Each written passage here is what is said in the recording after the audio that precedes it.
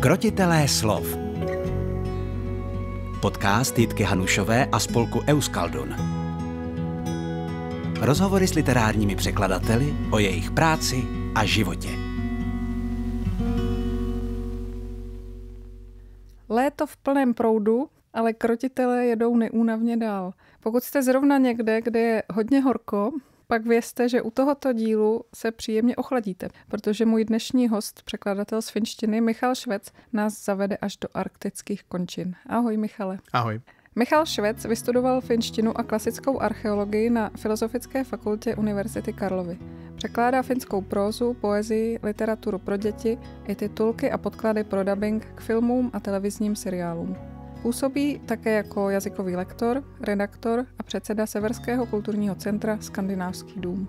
Je držitelem několika překladatelských ocenění. V roce 2016 za překlad prózy Pentyho Sárikovského Dopis pro mou ženu obdržel prémii Tomáše Hrácha a v roce 2019 za překlad románu Alexandry Salmely Antihrdina tvůrčí prémii v rámci ceny Josefa Jungmana.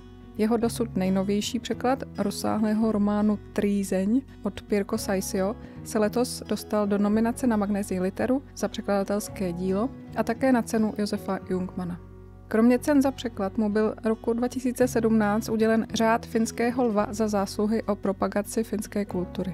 V loňském roce mu vyšla debutová sbírka Průzory ke zrozenu. Především v letních měsících pracuje jako turistický průvodce a já se ho rozhodně zeptám, kde v poslední době zrovna putoval. Takže poslouchejte s námi až do konce a nejlépe si pustíte nezkrácenou verzi, která je dostupná na platformě Forendors pod hlavičkou nakladatelství Euskaldun.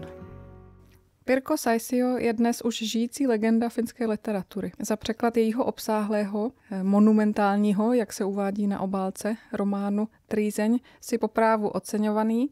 Mohl bys nám ho krátce představit a zejména přiblížit práci na něm z toho překladatelského hlediska? Trýzeň je opravdu rozsáhlá kniha. V češtině má 640 stran a je rozsáhlá nejenom tedy počtem stran, ale i tím záběrem. Je to vlastně historický román, někdo tomu říká spíš sbírka povídek nebo epizodický román, to je celkem jedno, ale zabírá zhruba 500 let v celé Evropě od pozdně renesanční Florencie až po sovětské gulagy a Helsinky 50. let 20. století. Je to takový vír lidských osudů spojených jedním předmětem nebo kouskem zlata, který se proměňuje po celou tu dobu a putuje z Florencie přes Benátky, Vídeň, Krakov, Rusko, Estonsko právě až do Helsinek a na Solovecké ostrovy. A co tam bylo za překladatelská úskalí, s jakými se musel popasovat? Samozřejmě ta délka, to je hodně velké úskalí, si to rozdělit tak, aby to člověk stihl přeložit v termínu, ale tím, jak ten román pokrývá opravdu velkou epochu lidských dějin, tak bylo potřeba se vždycky ponořit do toho konkrétního období, konkrétního města, nastudovat si spoustu terminologie, která se tam vyskytuje, nastudovat si skutečné historické postavy. Je to samozřejmě román, takže autorka místy fabuluje, není to jenom historie, ale má tam spousta pasáží, které si vymyslela, nebo pracuje s tím prostě hodně volně, takže bylo potřeba odlišit to, co je opravdu historická reálie a tu přeložit správně a to, co je už autorská licence a ponechat jako autorskou licenci, neopravovat příliš. A bylo to opravdu hodně, protože jsou to místa, která částečně člověk zná, někde byl, ale jsou místa, která pro mě jsou úplně exotická, jako třeba ty Solovky, tam jsem nikdy nebyl a teď už se tam asi ani dlouho nepodívám, ale třeba jednou, jo. Takže bylo potřeba se ponořit i do spousta literatury, neustále jsem visel na Wikipedii a spousta věcí ověřoval, ať už se jednalo o přepisy, protože finština má trochu jiný systém přepisů, třeba ruských men nebo různých men. A nebo bylo potřeba i některé věci ověřovat a třeba i upravovat po konzultaci s autorkou. Takže konzultoval jsi přímo s Pirkko? Konzultoval jsem s Pirkko až úplně nakonec, když už jsem měl hotovo a k tomu asi 20, 30 poznámek, tak potom jsme si psali e-maily a ona je velice milá a odpovídá hrozně rychle a má velké pochopení pro překladatelskou práci, takže dokáže výborně buď vysvětlit to, co překladatel třeba úplně nechápe, anebo přijít na nějaké třeba jiné řešení, které v originále funguje, v češtině třeba tolik ne, tak pomoct tomu překladateli tak, aby ta kniha prostě fungovala v tom cílovém jazyce co nejlépe. No ale tak pokud jsi měl jenom 20-30 dotazů na 500-600 stran, tak to není až tak špatné. Takže tam nebyly ani chyby, což jako občas už se setkáváme i s tím v různých jazycích, nejen ve finštině. Chyb tam byla naopak docela hodně, protože Pirko je taková hodně živelná osoba a ona sice spousta věcí se rešeršuje a dohledává, ale občas právě použije tu autorskou licenci až někdy příliš volně, takže některé věci jsme opravovali, samozřejmě po dohodě s autorkou, jsem si nedovolil sám opravit nějaké anachronizmy třeba, které se v té knize vyskytovaly, a jak to je přece jenom historický román, tak prostě ty věci by měly aspoň ty základní věci sedět, takže můžu uvést takovou jednu perličku, že nám třeba z překladu vypadly krabí tyčinky, o kterých se baví vězenkyně v Gulagu na konci 20. let, a mně to přišlo jako podivné, kdyby přišli ke krabím tyčinkám, tak jsem zarešeršoval zase já a zjistil jsem, že krabí tyčinky je vynález až 70. let 20. století, takže po dohodě s Pirkou jsem to pak nahradil něčím jiným a krabí tyčinky v češtině nejsou. A takhle bylo pár věcí, které prostě bylo potřeba upravit, aby ten fikční svět seděl českému čtenáři co nejlépe. Jaké bylo tvoje první setkání s Pirko Saisio? A teď myslím jak knižně, tak potom osobně. První knižní setkání to bylo asi během studia, protože jsme se o Pirko vlastně v rámci výuky finské literatury učili v rámci literatury 20. století, protože ona je opravdu žijící klasička a píše od 70. let, takže ty její romány, zejména teda potom ta tvorba 90. no přelomu 90. let a tohoto tisíciletí, tak ta je hodně známá, hodně oceňovaná, takže to bylo už před nějakými asi 20 lety možná během studia. No a první osobní setkání to bylo ale až teď vlastně na Světě knihy, my jsme se nikdy předtím neviděli, slyšel jsem si nějaké rozhovory, četl jsem si nějaké rozhovory, ale vlastně osobně jsme se nikdy nesetkali, no jsme si psali e-maily a to setkání bylo velmi milé, protože ona je hrozně příjemná osoba a taková živelná, milá, chápavá a je s ní hrozná legrace. Ona je ve Finsku hodně známou osobností, ačkoliv třeba ne všichni ji vždy čtou, tak ji znají nebo o ní ví, ale v zahraničí taková hvězda není. Proč si myslíš, že to je? Tak už jenom proto, že píše finsky a ty její romány se vlastně staly slavnými, nejslavnější ta helsinská trilogie autofikční, tak se stala slavnými až v posledních letech, kdy byla přeložena do světových jazyků.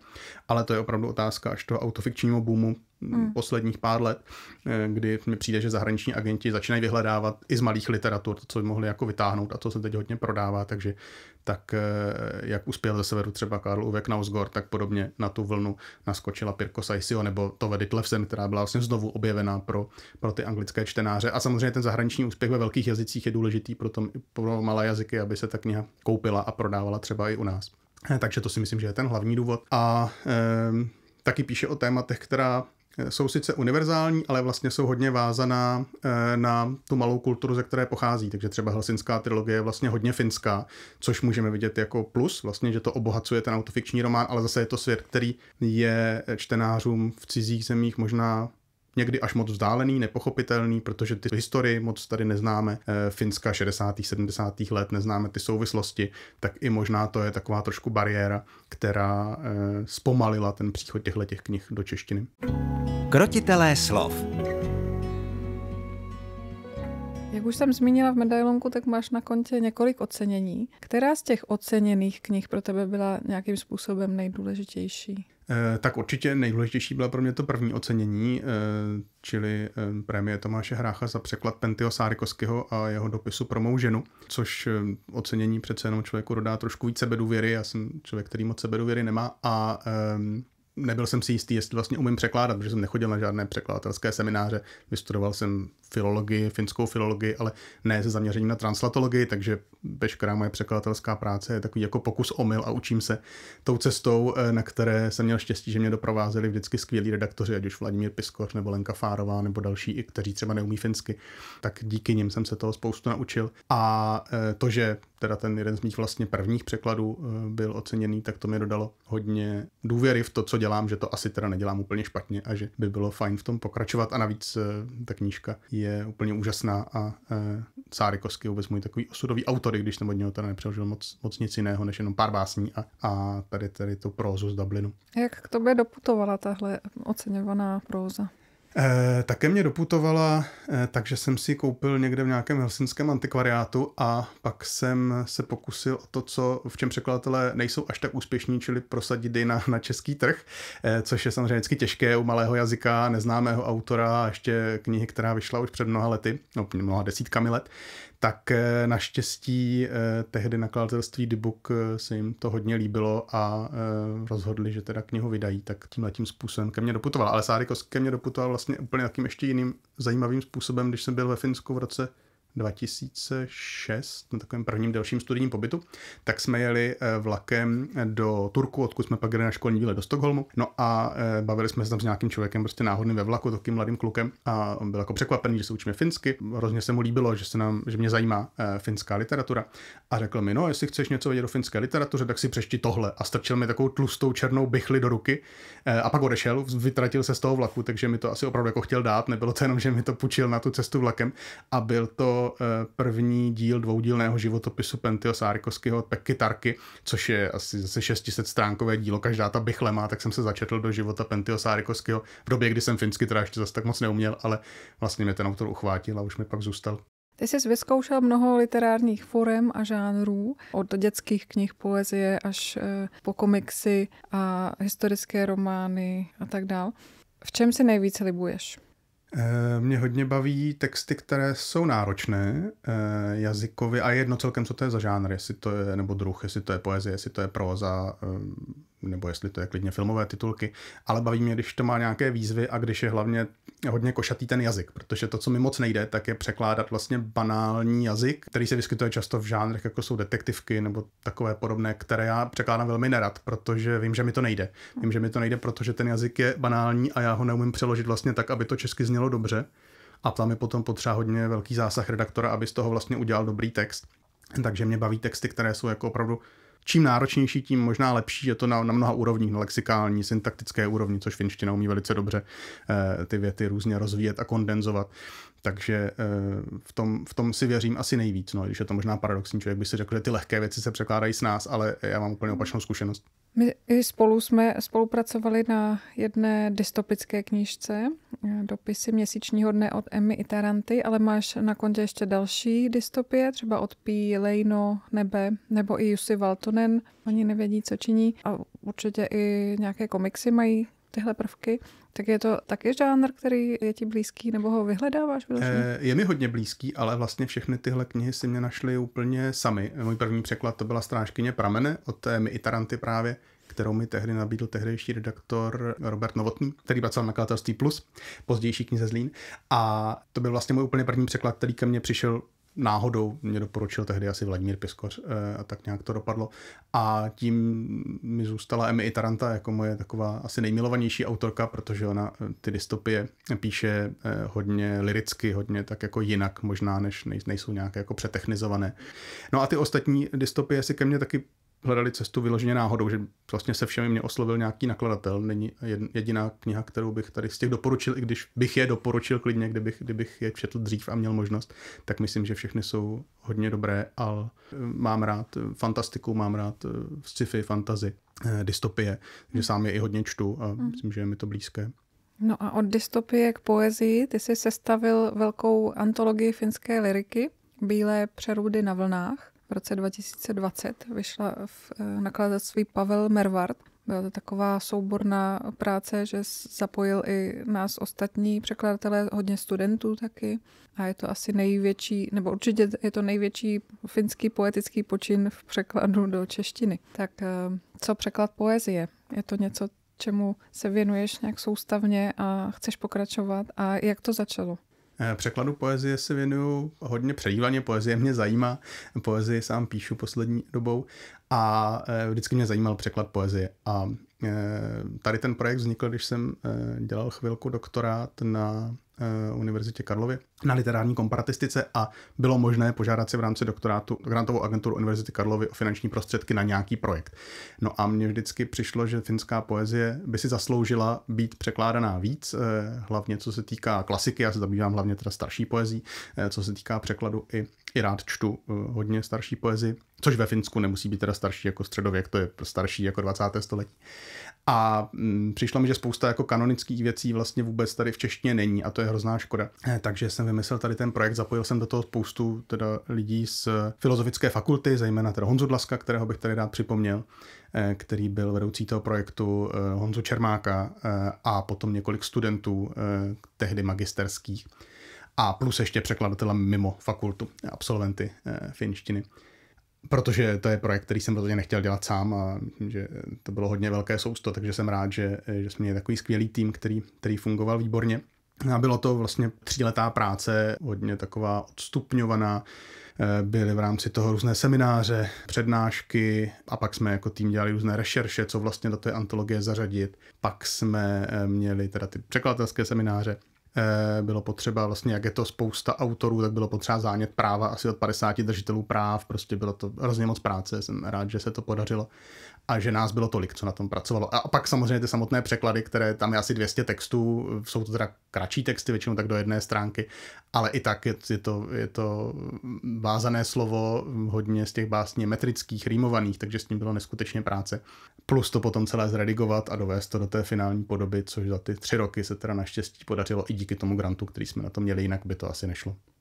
Jeden literární druh, tuším, v tvém portfoliu zatím chybí, ale mám pocit, že se něco chystá, tak prozradíš co? Prozradím, je to drama. Drama jsem nikdy žádné nepřekládal, když pominu teda audiovizuální překlad, který má určité dramatické prvky, jako když překládám dialogovou listinu třeba. Ale je to samozřejmě něco jiného než drama psané. A teď jsem teda si vymyslel, že by bylo záhodno přeložit některá dramata Miky Valtaryho, kterých je přeloženo velmi málo. Mika Valtary napsal asi 30 dramat za svůj život a do češtiny je převedeno jenom pár. A to většinou v nějaké formě strojopisu, se tady uváděla třeba Čarodějka, ale vlastně nevyšly nikdy knižně. A protože jsou mi blízké Valtaryho historické romány, jak jsem vystudoval klasickou archeologii, tak antika a vůbec historie je mi blízká. A Mika Valtary je u nás stále oblíbený, zejména díky Egypťanu Sinuhetovi, ale nikdy u nás nevyšlo a vlastně nikdy v žádném jiném jazyce nevyšlo, to existuje jenom ve finštině, jeho drama, které Sinuhetovi předcházelo a to je z roku 1938, předválečné, jmenuje se Achnaton ze slunce zrozený a je to taková první literární sonda Valtaryho do staroegyptské 18. dynastie, kde tedy panuje jednu dobu Achnaton, za jehož vlády se potom odehrává ten Sinuhetův příběh, ale to drama je vlastně takový jako první pokus zmapovat literárně, beletristicky tady to období. Takže to je jedno z těch, které by mělo být v tom souboru a pak jsem ho doplnil ještě o drama Paracelsus v Basileji, což je historický román taky z 16. století. A potom, aby to vytvořilo takový hezký jako oblouk, tak to poslední drama bude Poslední lidé, což je velmi málo známé Valtaryho drama, ale aktuálně velmi je to drama, které je psáno na začátku 50. let a je dystopické, což vracíme se k té dystopii. A je to takové jako apokalyptické drama o konci světa. Hezký oblouk. Hlavně teda bych chtěla zdůraznit všem fanouškům Egypťana Sinuheta, že se můžou těšit na toto a výhledově asi to vyjde kdy? Já na tom pracuji v letošním roce, takže by to mělo vyjít někdy příští rok, jestli na jaře nebo na podzim, to ještě nevím, ale určitě během roku 2026. Krotitelé slov. A teď přicházejí na řadu otázky od našeho věrného posluchačstva.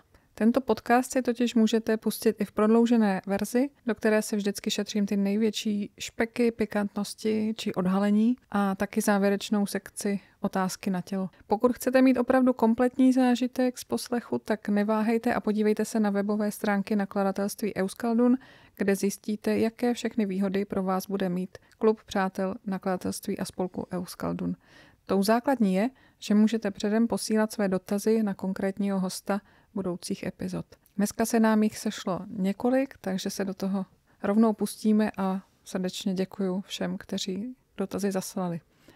Blanka posílá dotaz. Máš nějaký srdcový překlad, na který jsi obzvlášť pyšný a proč? To jsem o tom nikdy nevěděl. Já vždycky mám srdcový překlad, ten, na kterém zrovna dělám, protože jsem v tom nejvíc ponořený a jsem hrozně rád, když to pak vyjde. A samozřejmě ten první překlad, to je takový jako taková první láska, že jo, tak Emmy Itaranta a její Strážkyně pramene, to je mi hodně blízké a potom asi ty překlady poezie jednotlivých textů, které si myslím, že se mi třeba povedly, tak některé jednotlivé básně. Další dotaz od Blanky. Do které severské země, kromě Finska, se vracíš nejradši? Já mám to štěstí, že jako turistický průvodce po severu se vracím každé léto do mnoha zemí a některé nově objevuju. Mám rád hodně Norsko, různá místa, ale vlastně se rád vracím, nebo ještě pořád objevuju, protože ty země jsou velké, je tam toho spousta k vidění, takže rád jezdím všude možně, včetně Pobaltí. Další otázka je od Jany a tu by zajímalo, kdy spíš, protože toho zvládáš neskutečně moc. Asi to bude celkem nudná odpověď, ale spím normálně v noci, někdy tak před půlnocí chodím spát a kolem 8 vstávám běžně, teda pokud nejsem na zájezdu, kde je jiný režim, ale prostě spím úplně normálně jako každý jiný člověk, možná i víc než normální lidé. To je zdravý.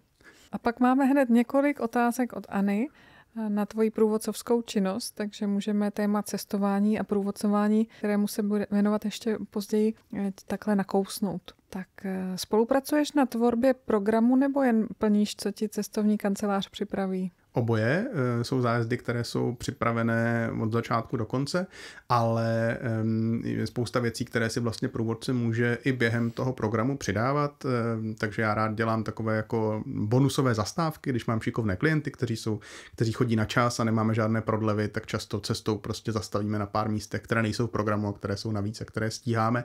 A časem si průvodce ty zájezdy může i sám vymýšlet, takže pokud je nějaká destinace, která se mi obzvlášť líbí, tak můžu ve spolupráci s cestovní kanceláří ten zájezd vlastně kompletně připravit. A moje doplňující otázka, jestli už si takový zájezd podle sebe realizoval? Realizoval jsem jeden, on je takový jako trošku pozměněný, ale vymyslel jsem vlastně zájezd adventní Pobaltí, kde jsme do Pobaltí jezdili dosud jenom, nebo do té doby jenom v létě a já jsem vymyslel, že bylo hezké na adventní trhy, protože jsou nádherné v Rize i v Tallinnu adventní trhy, takže je to taková jako vlastně obdoba toho letního zájezdu, ale jsou tam nějaké věci trošku jinak a je navíc ten vánoční program. Takže to je jeden a plánuji vymyslet jeho západní Finsko, protože zatím jezdíme jenom do jezerní oblasti a střední Finsko a jihovýchod, ale ten západ jako Tampere, Turku, možná i Olandské ostrovy zatím nemáme v nabídce a to si myslím, že by hodně stálo za to.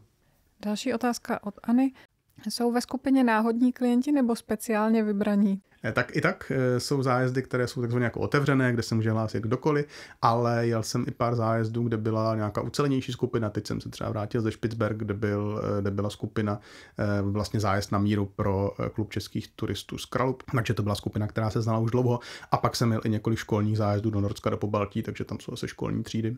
Pokud se ti sejde nesehraná skupina, kde to skřípe, jak si s tím poradíš? To jsou otázky na tělo už. No, já teda musím přiznat, že mám velké štěstí na klienty, takže zatím nebyl žádný velký problém, co se týká, že by něco nefungovalo ve skupině a mám prostě klienty, kteří si jedou ten zájezd užít, kteří si tam nechtějí vytvářet nějaké problémy, ale naopak se jim vyhýbat a užít si to co nejvíc, takže v tomhle ohledu zatím nebylo potřeba řešit žádný velký problém. A poslední otázka od Anny. Jezdíš z provázení vyšťavený nebo spíš naladěný z dobře odvedené práce? Naladěný z dobře odvedené práce jsem, ale vyšťavený taky, protože to je průvodcování je podle mě jedna z náročnějších činností, co dělám, i když ono to tak nevypadá, všichni si myslí, že si jako jezdím po severu a dávám ty hezké fotky a že to hrozně užívám, ale vlastně i když se jakoby v vozovkách nic moc neděje a občas se teda něco děje, to je potřeba řešit, tak vlastně ten průvodce od toho, co ráno vstane, až po tu dobu, co si jde lehnout a někdy i v noci je pořád prostě na něco myslí, pořád něco plánuje, pořád něco zjišťuje, ověřuje, někam volá a je to takové to, co ty klienti samozřejmě nevidí, jenom si užívají toho zájezdu a chodí se mnou po městech a po národních parcích, ale je to hrozně hlavně psychicky náročná práce. Krotitelé slov. V roce 2024 si vydal pozdní básnický debut, jak se píše v průvodních textech, Průzory ke zrozenu. Jak dlouho ta kniha nebo ta sbírka vznikala a mohl bys říct něco k té formě, kterou je psaná a která se podle mě dost vymyká současným trendům, což je vlastně u poezie žádoucí. Ta kniha vlastně nevznikala až tak dlouho. Psal jsem mi asi rok a půl možná od těch prvních textů, ale je zajímavé, že vlastně vznikala jako celek, nebo po pár textech už jsem věděl, že píšu jako jednu knihu, takže ta forma je hodně taková soudržná napříč tou sbírkou, nebo knihou, teda spíš lépe řečeno, na to nemám rád moc ten pojem sbírka. A od současné české poezie, nechci teda se paušalizovat, ale liší se tím, že vlastně není moc minimalistická, naopak ty texty jsou hodně nabobtnalé a to v mnoha ohledech jsou docela dlouhé, vlastně mají tak kolem 20-25 veršů každý ten text, ale jsou nabobtnalé i co se týká lexika, vlastně rozvíjím různé básnické obrazy až jako do extrému, což byl záměr. Ono spousta lidí o tom říká, že to je složité, spletité, zbytečně komplikované, ale to byl jako naprosto jasný záměr, kterého jsem chtěl dosáhnout. Ta sbírka je hodně inspirovaná Dantovým peklem, takže to, co vlastně Dante předvádí na těch obrazech docela vizuálních v tom pekle, tak já se snažím přetavit do jazyka a to vlastně záměrně zatížené významy a různými zvukovými ornamenty jsou ty texty provázané, ty jednotlivé verše provázané. Vlastně pracuju hodně s jazykem jako s materiálem, fascinuje mě materialita jazyka, ale na té zvukové eufonické úrovni nebo kakofonické úrovni. Takže vlastně ty texty si myslím, že pokud někdo nechce pátrat po těch významech, které někdy opravdu nemusí být jako ta semantická rovina to nejdůležitější, tak se dají číst jako hudba a jenom vnímat prostě, jak ta slova znějí a jak se ty tóny skládají dohromady a číst to třeba jako nějakou moderní vážnou hudbu. Krotitelé slov. Když jdeš na dovolenou, tak chystáš se jako průvodce? Ne, nechystám se jako průvodce, chystám se jinak, protože zase průvodcova nebo dovolená jako zájezd je něco jiného než dovolená, když jedeme jenom 2. My jsme takový hodně pomalí cestovatelé, takže jedeme na co nejmenší místo, nejlépe na hodně malinký ostrov a strávíme tam co nejvíce dní, takže nás zajímají věci, které běžné klienty cestovních kanceláří nezajímají tolik, jako různá muzea a různá každá vlastně pamětihodnost, která tam je, každá zbořená zeď, bych to tak jako řekl, odlehčil, tak to všechno obcházíme a všechno nás to hrozně zajímá, když ty zájezdy jsou takové jako rychlejším tempu, že se navštíví 3-4 lokality denně a ještě se jako jedou to autobusem, přejede se 100, 200, 300 kilometrů za ten den, tak to nás úplně, takováhle jako dovolená z rychlíku nás úplně nebaví, ale spíš jako o jednom konkrétním místě se snažíme vytěžit z toho co nejvíc. Slow traveling. Slow traveling, přesně tak a ještě jako island slow traveling. Rozumím tady tomu slow travelingu, ale pak teda je to dost takový sprint v rámci těch zájezdů. Tak co tě na té práci nejvíc baví? Nejvíc mě baví, že můžu cestovat, že se dostávám na místa, která buď mám rád a znám a snažím se vždycky objevit za těch pár hodin, co tam máme trošku jinak, anebo můžu poznávat ty místa, kde jsem zatím nebyl, nebo je znám jenom jako z různých přednášek a tak, což mám jako obrovské štěstí, že zrovna naše cestovní kancelář Periskop má pokrytý vlastně celý sever.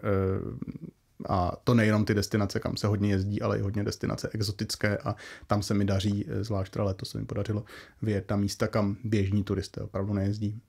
Tak prozrať kam.